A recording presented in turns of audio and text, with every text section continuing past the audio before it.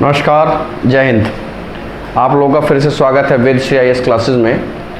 आप लोग सभी जानते हैं कि हम भारतीय इतिहास के मध्यकालीन भारत का जो भाग है उस पर हम लोग चर्चा कर रहे हैं अभी तक, और वर्तमान में हम लोग पहुंच चुके थे जलालुद्दीन फिरोज खिलजी। पिछली क्लास में हमने जलालुद्दीन फिरोज खिलजी के बारे में पढ़ाया भी था और उसके रिगार्डिंग जितने भी क्वेश्चन बनते हैं उन सभी क्वेश्चंस को भी हमने देखा था। अब कहानी थोड़ी सी उस सुल्तान के बारे में जो परीक्षा के उपयोग से तो दृष्टिकोण से तो उपयोगी है ही, और साथ इसने सल्तनत को नई पहचान दी। ये व्यक्ति था अलाउद्दीन खिलजी। कौन था ये व्यक्ति? अलाउद्दीन खिलजी। अलाउद्दीन खिलजी कड़ा व मानिकपुर का गवर्नर।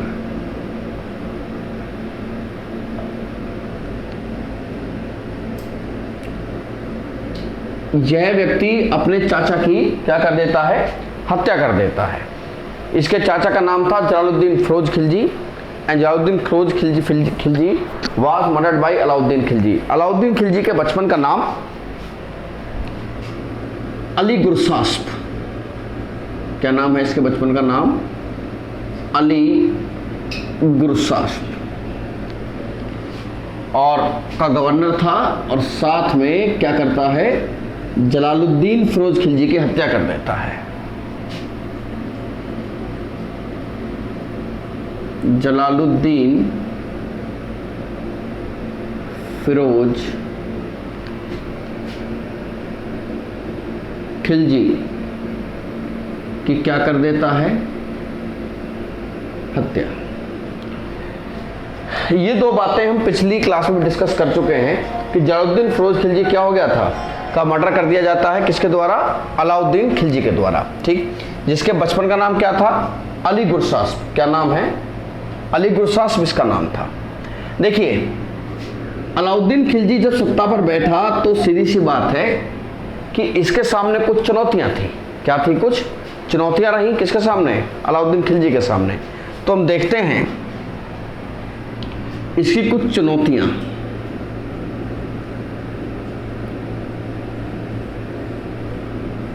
चुनौती, ठीक। जब इसकी चुनौती के बारे में हम लोग डिस्कस करते हैं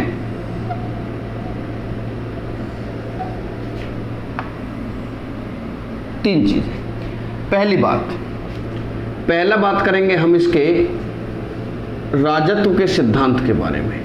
हालांकि ये चुनौती नहीं है, लेकिन बहुत सारी चुनौतियों को शांत किया अपने राजत्व के सिद्धांत से।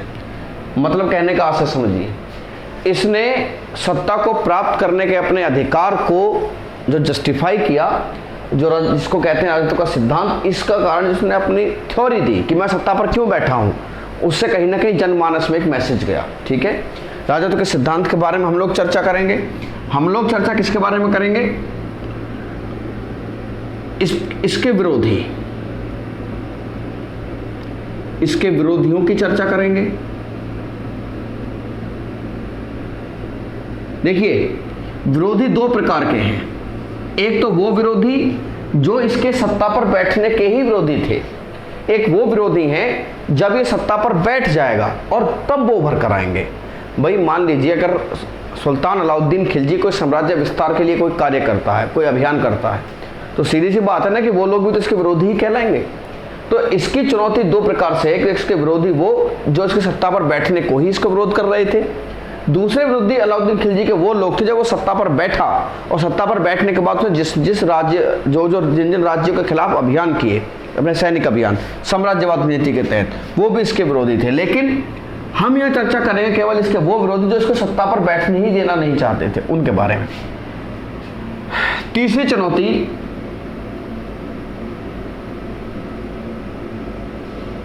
प्रशासनिक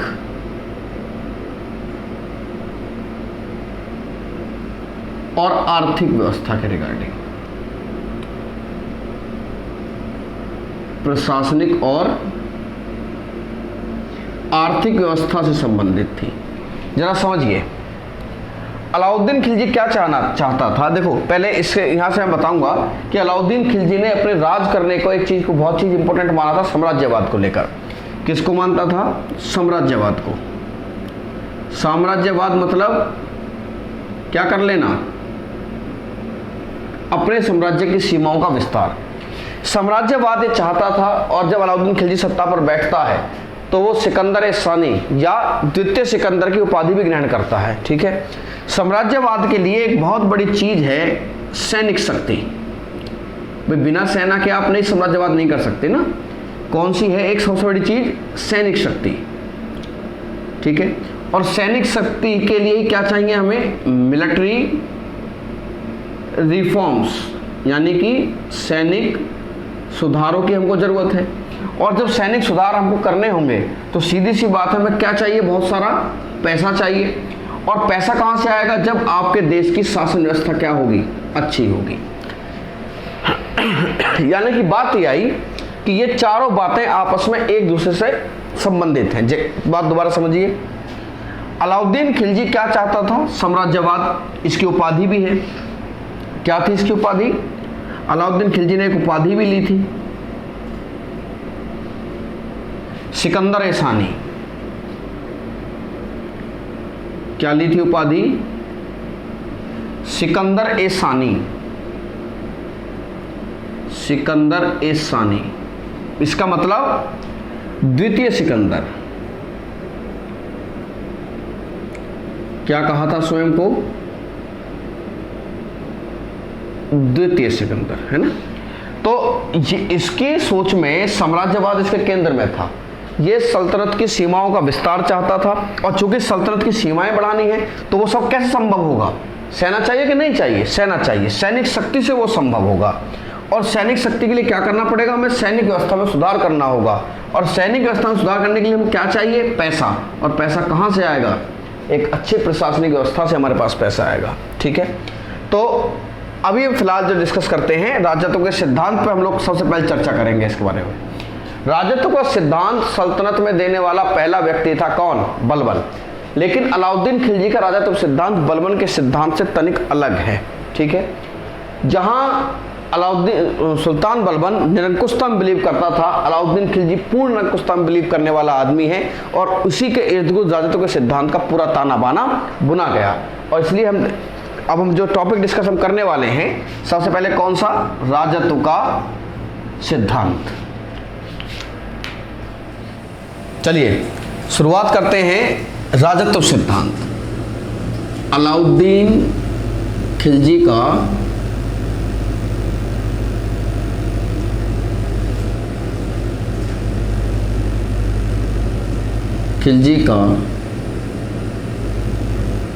राजत्व सिद्धांत।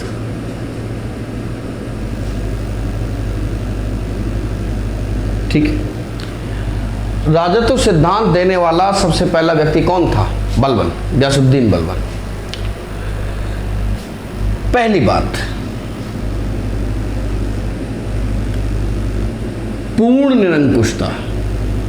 किसमें बिलीव करता है? पूर्ण निरंकुशता। He believes in complete monarchy। किसे बिलीव करता था?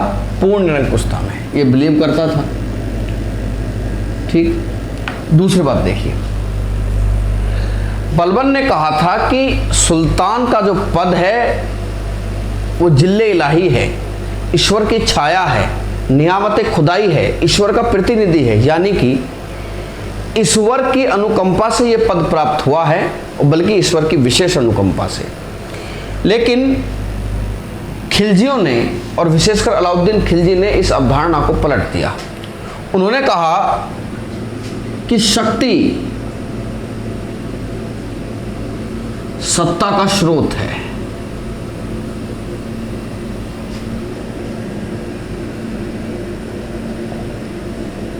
समझिए, क्या कहा कि जो शक्ति है वो किसका स्रोत है? सत्ता का।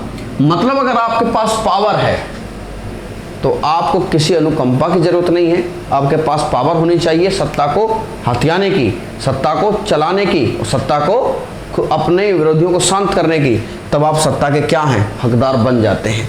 कि सत्ता का वास्तविक स्रोत शक्ति है, ना कि ईश्वर की अनुकंपा।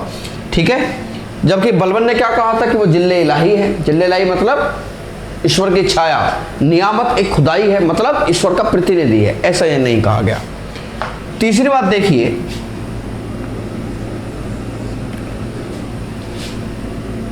पूर्ण निरंकुशता के बारे में हमने बताया ही है। पूर्ण निरंकुशता, साम्राज्य विस्तार,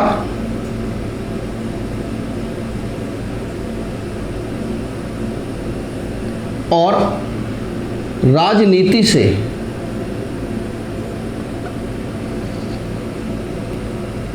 धर्म को क्या करना, अलग। समझिए, पहली बात इसने क्या कही, पूर्ण निरंकुशता, कंप्लीट मोनार्की, साम्राज्य विस्तार, इंपीरियलिज्म, ठीक है, और राजनीति से धर्म को क्या करना, अलग करना, separate the religion from the politics, राजनीति में धर्म का हस्तक्षेप ना होना। अगर मोटे मोटे तौर पर देखा जाए तो ये तीन चीजें कौन सी, पूर्ण निरंकुशता, साम्राज्य विस्तार और राजनीति धर्म को अलग करना, ये तीन स्तंभ हैं। क्या है ये तीन स्तंभ, किसके, राजत्व के।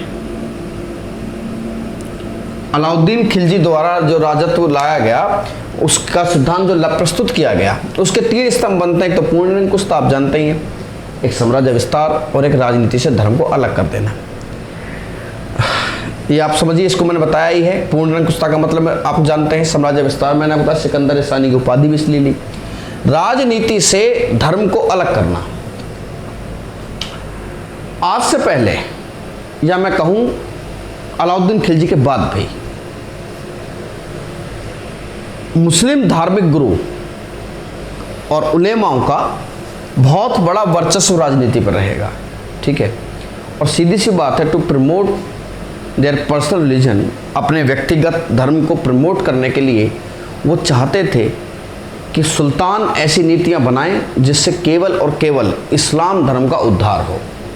क्योंकि प्रजा मात्र इस्लाम नहीं थी, प्रजा हिंदू भी होती थी, तो उन्होंने, और सीधी सी बात है कि समर्थन तो हिंदुओं का भी चाहिए।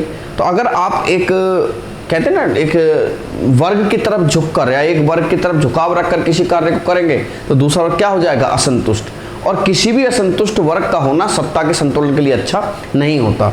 इस बात को अलाउद्दीन खिलजी बहुत बेहतर जानता था, और उसने कहा कि राजनीति से धर्म को क्या कर दिया जाए, अलग कर दिया जाए।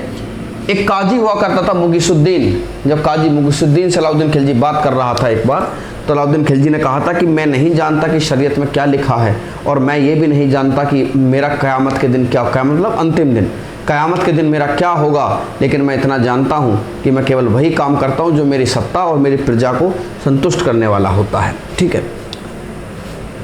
अलाउद्दीन खिलजी के नेचर के बारे में बहुत सारी जानकारी मिलती है, किससे, देखिए यहां अमीर खुसरो की चर्चा करनी जरूरी है। अमीर खुसरो, इसकी प्रसिद्ध पुस्तक का नाम है खजाइनुल फुतूह। खजाइनुल फुतूह का लेखक और अलाउद्दीन खिलजी का कोर्ट पोइट, दरबारी कवि।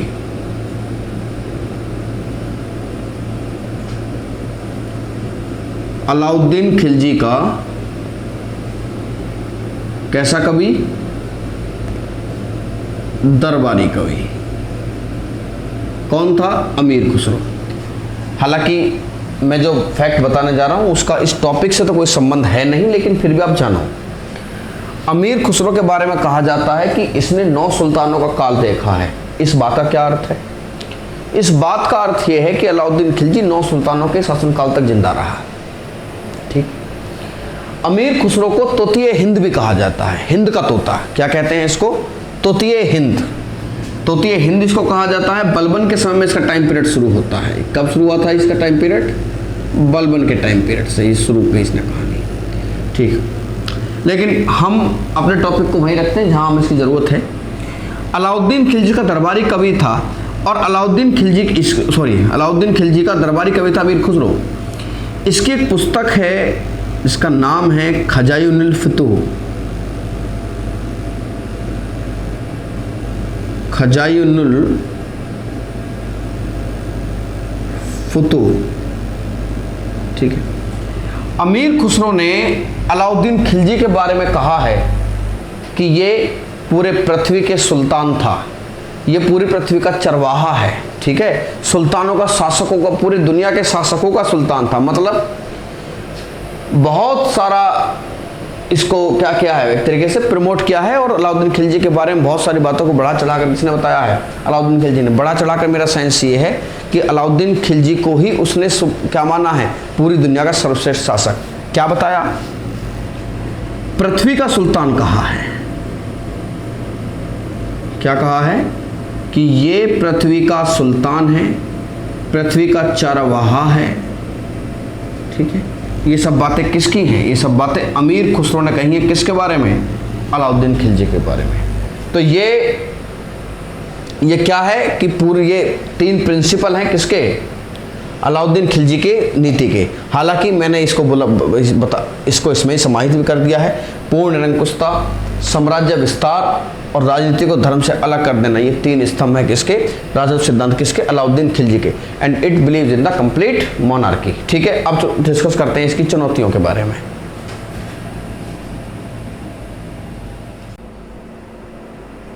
देखिए, अब डिस्कस करते हैं अलाउद्दीन खिलजी की प्रारंभिक चुनौतियां।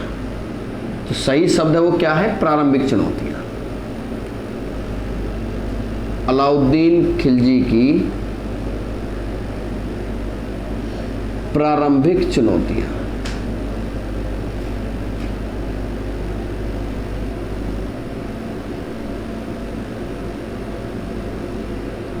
ठीक, देखिए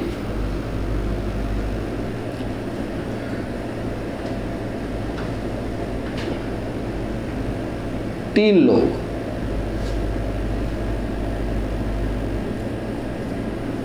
कौन से वो लोग हैं? 3, बल्कि 3 लोग नहीं, 3 प्रकार के लोग। पहले तो वो तुर्क अमीर जो चाहते ही नहीं थे। कौन से? पहले तो वो तुर्क अमीर जो ये नहीं चाहते थे कि खिलजी क्या बैठे? खिलजी सत्ता पर बैठे।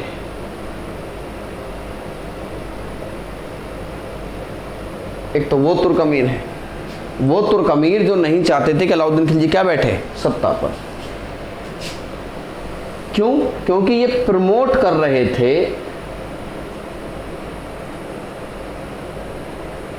जलाली परिवार को। किसको प्रमोट कर रहे थे? जलाली परिवार। जलाली परिवार मतलब जलालुद्दीन फिरोज खिलजी का परिवार। क्योंकि इसका जो एक पुत्र है, किसका पुत्र? जलालुद्दीन फिरोज खिलजी का एक पुत्र अरकली खां। कौन? अरकली खां बहुत सशक्त था और मुल्तान में था। पहले ये देखिए क्या किया गया। जो जलाली परिवार है, जलाली परिवार में जो इसका प्रमुख है वो कौन था? जलालुद्दीन फिरोज खिलजी का पुत्र, जिसका क्या नाम था? अरकली खां। ये कहां था? अरकली खां इस समय मुल्तान में था। तुर्क अमीर जो खिलजी सत्ता पर बैठे ये नहीं चाहते थे, और ये किसको? अलाउद्दीन खिलजी को नहीं चाहते थे। किसको नहीं चाहते थे? अलाउद्दीन खिलजी को सत्ता पर बैठने नहीं चाहते थे। और वो किसको प्रमोट कर रहे थे? जलालुद्दीन के परिवार को, जलाली परिवार को, जिसमें इनका पुत्र अरकली खां जो मुल्तान का गवर्नर था उस समय। देखिए हुआ ये कि जब, थोड़ा 2-3 नाम आप ध्यान रखना, जलालुद्दीन फिरोज खिलजी की हत्या हुई। जब जलालुद्दीन की क्या हुई? हत्या, ठीक है। जब जलालुद्दीन फिरोज खिलजी की हत्या हुई तो हुआ ये कि जलालुद्दीन फिरोज खिलजी की हत्या के बाद उसकी विधवा जिसका नाम था मलिका-ए-जहां, क्या नाम था? मलिका-ए-जहां। मलिका-ए-जहां रुकनुद्दीन इब्राहिम को क्या बिठा देती है? रुकनुद्दीन इब्राहिम को सत्ता पर बिठा दिया। और इस रुकनुद्दीन इब्राहिम की जो संरक्षक थी वो क्या थी? मलिका-ए-जहां।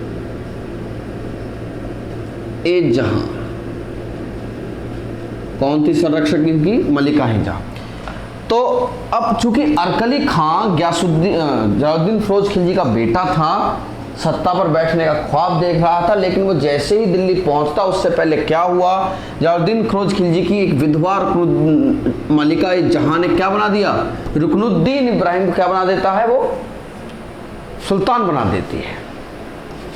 अरकली खां इस बात से नाराज हो गया, और चूंकि इस बात से नाराज हो गया तो उसने अपने दिल्ली जाने का जो विचार था उसको त्याग कर दिया। अरकली खां अगर दिल्ली आता तो सीधी सी बात है कि अलाउद्दीन खिलजी को सत्ता प्राप्त करने में कहीं ना कहीं कठिनाई अवश्य रूप से होती, क्योंकि कहीं ना कहीं उनका झगड़ा होता, कॉन्फ्लिक्ट होता, और झगड़े के बाद क्या होता ये तो भविष्य का सवाल है। इसमें तो हम कह नहीं सकते कि ये जीतता या वो हारता। हाँ, जो भी होता तब देखा जाता। लेकिन अरकली खां इस बात से बहुत ज़्यादा नाराज हो गया, और फाइनली अरकली खां ने क्या किया? दिल्ली आने का विचार ही त्याग दिया। अरकली खां जो सबसे बड़ा कंपटीटर साबित हो सकता था अलाउद्दीन खिलजी के लिए सत्ता प्राप्त करने के दृष्टिकोण से, हुआ ये कि अरकली खां के मुल्तान में ही रहने के कारण और दिल्ली ना आने के कारण ये कंपटीशन स्वतः ही समाप्त हो गया। पुत्र अरकली खां,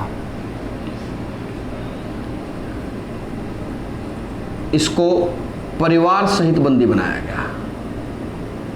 क्या बनाया गया? परिवार सहित बंदी बनाया गया। ठीक है, थोड़ा देख लेना इसको, मैं दोबारा लिख देता हूं। 3 लोगों में कौन थे? वो तुर्क अमीर,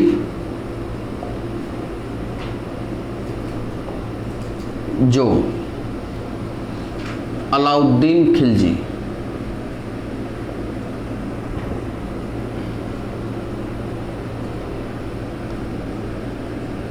अलाउद्दीन खिलजी को नहीं चाहते थे,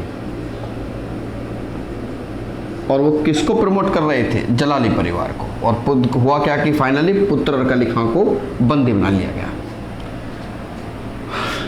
उसके बाद दूसरे प्रकार के वो लोग थे जिनको अलाउद्दीन खिलजी ने पैसा देकर अपनी तरफ मिलाया था। किनको?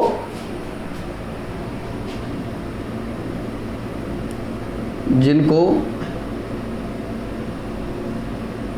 पैसा देकर समर्थन हासिल किया था।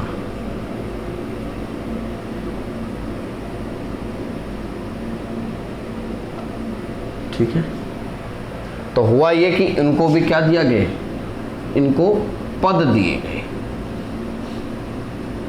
देखिए, हमने जब बात करी है यहाँ पर अलाउद्दीन खिलजी की प्रारंभिक चुनौतियों के बारे में जो हम बात कर रहे हैं, तो प्रारंभिक चुनौतियों में चुनौतियाँ तो शामिल हैं ही, उनका सॉल्यूशन भी शामिल है। जैसे चुनौती ये थी, सॉल्यूशन ये रहा, चुनौती ये थी, सॉल्यूशन ये रहा। लेकिन एक चुनौती और थी कि इन सब के बीच में कहीं ना कहीं अपनी पर्सनल, अपने प्राइवेट लोगों को प्रमोट किया जाए। हुआ यह, तीसरे लोग कौन थे?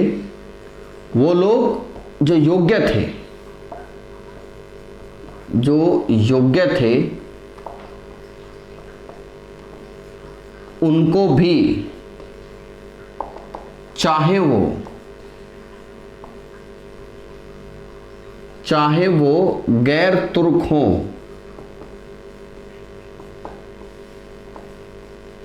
उन्हें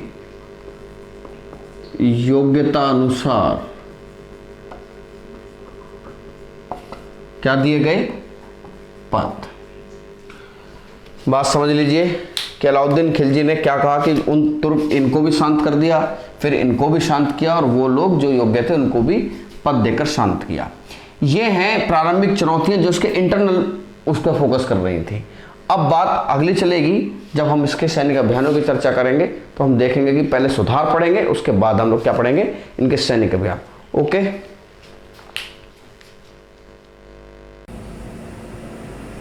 देखिए अब डिस्कस करते हैं अलाउद्दीन खिलजी की प्रारंभिक चुनौतियां। तो सही शब्द है वो क्या है? प्रारंभिक चुनौतियां। अलाउद्दीन खिलजी की प्रारंभिक चुनौतियां।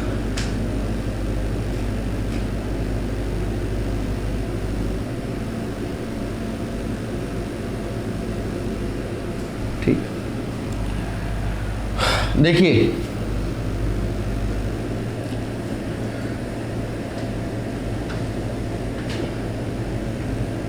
तीन लोग,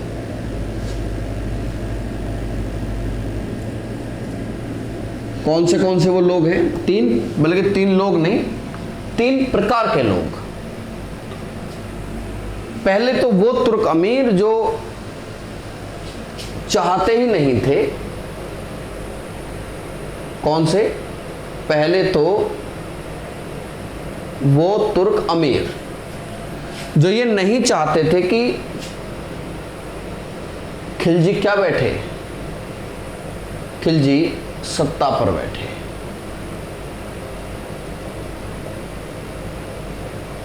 एक तो वो तुर्क अमीर है, वो तुर्क अमीर जो नहीं चाहते थे कि अलाउद्दीन खिलजी क्या बैठे, सत्ता पर। क्यों? क्योंकि ये प्रमोट कर रहे थे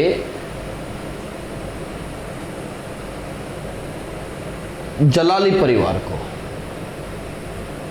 किसको प्रमोट कर रहे थे? जलाली परिवार। जलाली परिवार मतलब जलालुद्दीन फिरोज खिलजी का परिवार।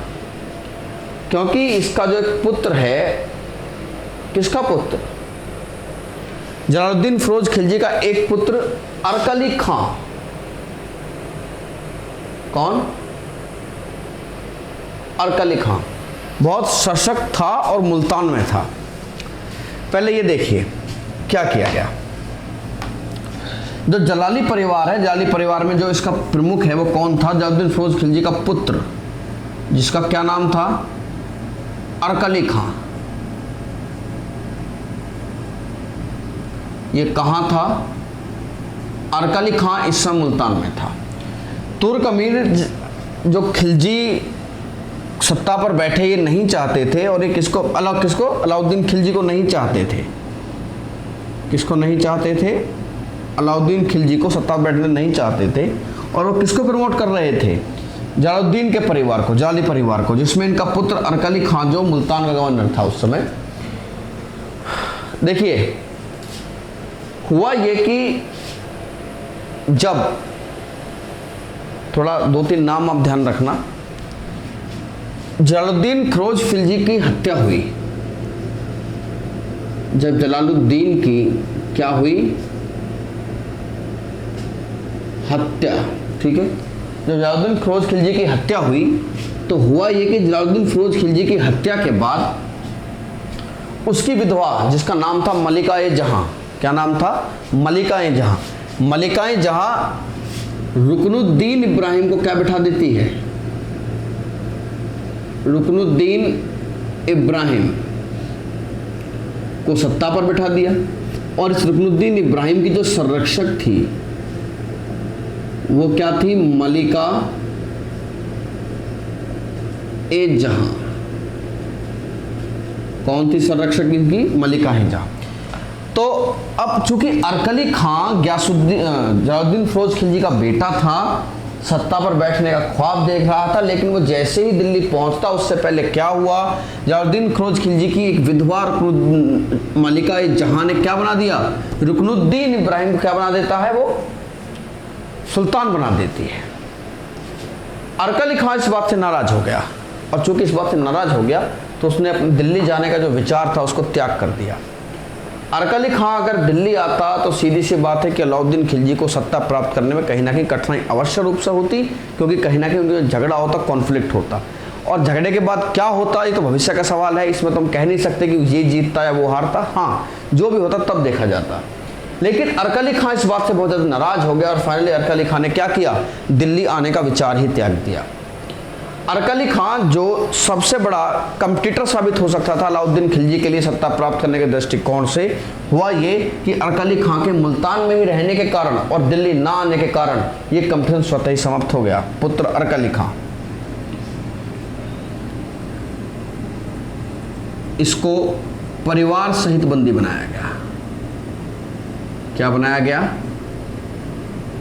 परिवार सहित बंदी बनाया गया। ठीक है, थोड़ा देख लेना इसको, मैं दोबारा लिख देता हूँ। 3 लोगों में कौन थे? वो तुर्क अमीर,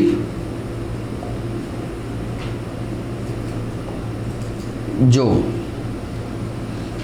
अलाउद्दीन खिलजी,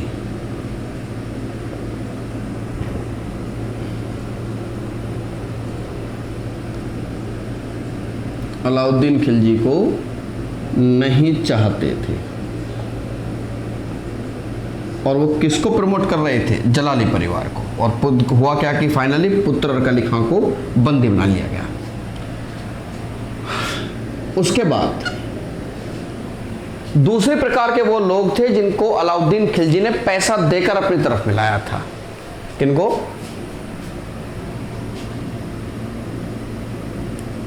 जिनको पैसा देकर समर्थन हासिल किया था।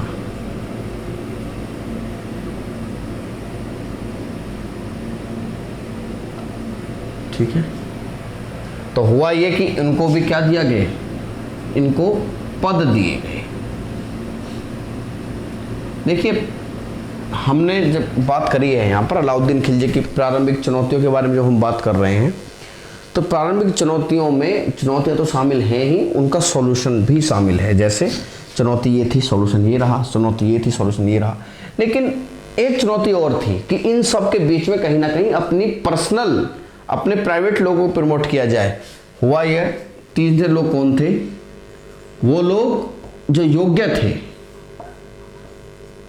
जो योग्य थे उनको भी, चाहे वो गैर तुर्क हों, उन्हें योग्यता अनुसार क्या दिए गए? पद। बात समझ लीजिए कि अलाउद्दीन खिलजी ने क्या कहा कि उन तुर्क, इनको भी शांत कर दिया, फिर इनको भी शांत किया, और वो लोग जो योग्य थे उनको भी पद देकर शांत किया। ये हैं प्रारंभिक चुनौतियां जो उसके इंटरनल उस पर फोकस कर रही थी। अब बात अगली चलेगी, जब हम इसके सैनिक अभियानों की चर्चा करेंगे तो हम देखेंगे कि पहले सुधार पढ़ेंगे, उसके बाद हम लोग क्या पढ़ेंगे? इनके सैनिक अभियान। ओके, चलिए, टॉपिक आप लोग अब पढ़ चुके हैं। अब हम, जैसा कि हमने पिछली वीडियो में प्रावधान किया था कि हम टॉपिक के रिगार्डिंग क्वेश्चंस थोड़ा सा देख लेते हैं ताकि अभी प्रैक्टिस भी हो जाए। देखिए, पहला क्वेश्चन देखिए, सत्ता पर बैठने से पूर्व अलाउद्दीन खिलजी कहाँ का शासक था? सवाल ये पूछ रहा है कि जब अलाउद्दीन खिलजी सुल्तान बना उस समय अलाउद्दीन खिलजी कहाँ का शासक था? मालवा का, कड़ावे मानिकपुर का, कश्मीर का, या बदायूं का? तो आप सभी जानते हैं कि अलाउद्दीन खिलजी उस समय कड़ावे मानिकपुर का गवर्नर हुआ करता था। वहीं पर उसने अपने चाचा अलाउद्दीन फिरोज खिलजी की हत्या करके दिल्ली की सत्ता को क्या किया था? हासिल किया था। ठीक है, तो कौन सा ऑप्शन हो गया? ऑप्शन हो जाता है आपका कौन सा? बी, कड़ावे मानिकपुर। ठीक, अगला सवाल देखिए, अलाउद्दीन खिलजी के बचपन का नाम क्या था? ठीक है, नरीद खां, नरीद नहीं, ये फरीद खां था। तो ये फरीद खां है, आप जानते हैं कि फरीद खां आने वाले समय शेरशाह सूरी के बचपन का नाम था शेर खान। शेर खां के बारे में आप जानते हैं, शेर खां अलब बलबन का चचेरा भाई था। शेर खां सरसानी बता दें कि हत्या करवा दी गई थी।